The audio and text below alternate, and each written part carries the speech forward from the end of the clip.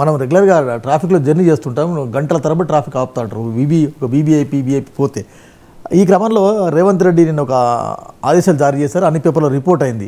నా కోసం మీరు ఎట్టి బస్సులో ట్రాఫిక్ ఆపొద్దు, సామాన్యులకు ఇబ్బంది కలగొద్దు, ప్రత్యామ్నాయ చర్యలు చేపట్టండి, పోలీసులకు సీఎం రేవంత్ రెడ్డి ఆదేశం.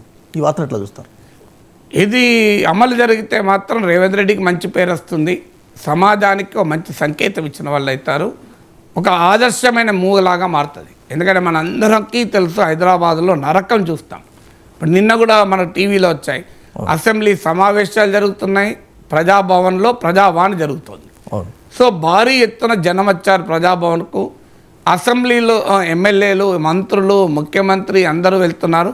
దాంతో ఆ ఏరియా మొత్తం లక్డీ కాపూల్, హిమాయత్ నగర్, బేగంపేట్, అమీర్పేట్ వరకు కూడా పంజాగుట్ట భయంకరమైన ట్రాఫిక్ జామ్. సో అందువల్ల కోర్ సిటీలోనే వీళ్ళు తిరుగుతూ ఉంటారు. నిజంగా ముఖ్యమంత్రి భద్రతకు ఎంత అవసరమో ఆ అవసరం మేరకు ఉండడంలో తప్పలేదు. కానీ బియాండ్ ఎ పాయింట్ భద్రత పేరిట సామాన్యుడికి ఇబ్బంది పెడితే ప్రజలు ఆ విఐపీలను కూడా తిట్టుకుంటారు. మనం అనేక సందర్భాల్లో చూస్తుంటాం ఈ అనుభవం.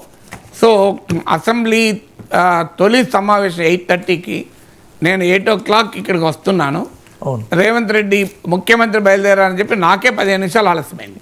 సో అందువల్ల బహుశా అది గమనించి ఉంటాడు, తన వల్ల ఈ ట్రాఫిక్ ఇబ్బందులు జరుగుతున్నాయని. సో సమాజం ఎప్పుడు కూడా భారతీయ సంస్కృతి యొక్క గొప్పతనం ఏంటంటే, మనం వెస్ట్రన్ కల్చర్కు మనకున్న తేడాదే. ఇక్కడ అత్యంత శక్తివంతుడు సామాన్యుడిగా జీవిస్తే ఈ సమాజం గౌరవిస్తుంది. ఓ శ్రీరామచంద్రుడు, ఓ గౌతమ బుద్ధుడు, ఓ మహాత్మా గాంధీ ఇందుకు ఉదాహరణ.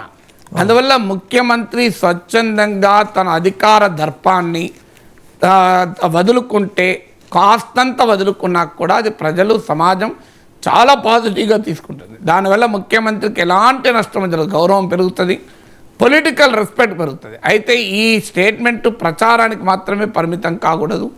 పోలీసు వ్యవస్థ దాన్ని అమలు చేయాలి. అమలు చేయకపోతే ముఖ్యమంత్రి అమలు చేయించాలి. అంటే minimum intrusion into public life. మీకు వెస్ట్రన్ కంట్రీస్లో ఎక్కడ ఇలాంటివి ఉండవని మనం చదువుతూ ఉంటాం, వింటూ ఉంటాం. సో ఎవరు విఐపీ? ప్రజలు ఎన్నుకుంటేనే విఐపీలు కదా. ప్రజలు ఎన్నుకోకుండా విఐపీలు ఎక్కడికి వెళ్ళి వచ్చారు?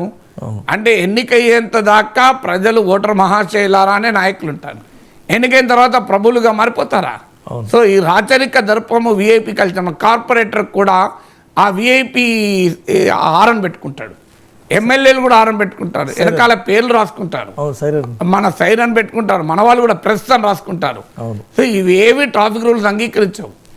సో నేను కూడా ఎమ్మెల్సీగా 8 ఏళ్ళు ఉన్నాను, ఎక్స్ ఎమ్మెల్సీగా ఇప్పటికీ ఉన్నాను. ఇంతవరకు ఎమ్మెల్సీగా ఉన్నప్పుడు కానీ అయిపోయినా కానీ నా లైఫ్లో నా కార్ వెనకాల నా పేరు రాసుకోలే. అందువల్ల నేను అమలు చేసి చెప్తున్నాను, ఎన్నడూ రాసుకోలే. Refuse to do that. ఎమ్మెల్సీగా ఉన్నప్పుడు రాసుకోలే. ఎందుకంటే ఒక ప్రభుత్వం ఎమ్మెల్సీగా ఇచ్చిన చిన్న స్టిక్కర్ ఉండేది. అది ఎందుకంటే అది అసెంబ్లీలో ఎంటర్ అయ్యడానికి, సెక్రటరియట్లో ఎంటర్ అయ్యడానికి అవసరం ఉండేది, ఎంట్రీ పాస్. సో ఎంట్రీ లాగా. కానీ ఎన్నడూ కూడా రాసుకోలేదు. ఎందుకంటే మనం ప్రజల కన్నా గొప్ప వాళ్ళం కాము, అది నాయకులకు అర్థం కావాలి. అయితే ముఖ్యమంత్రి కొంత ఆయన సీమ్లెస్గా వెళ్ళిపోవాలి, మనలాగా గంటల తరబడి ట్రాఫిక్లో ఉండలేడు కనుక సమయం పర్మిట్ చేయదు ఒకటి, భద్రత కూడా ఒకటి. ఈ రెండు కాదని నేను అన్నాను. ఎందుకంటే మనకే సమయం వృధా అయితే ఇబ్బంది అవుతుంది, ముఖ్యమంత్రికి ఎంత ఇబ్బంది అవుతుంది. కానీ అది ఎంత మినిమంగా ఉండాలో అంత మినిమంగా ఉండాలి.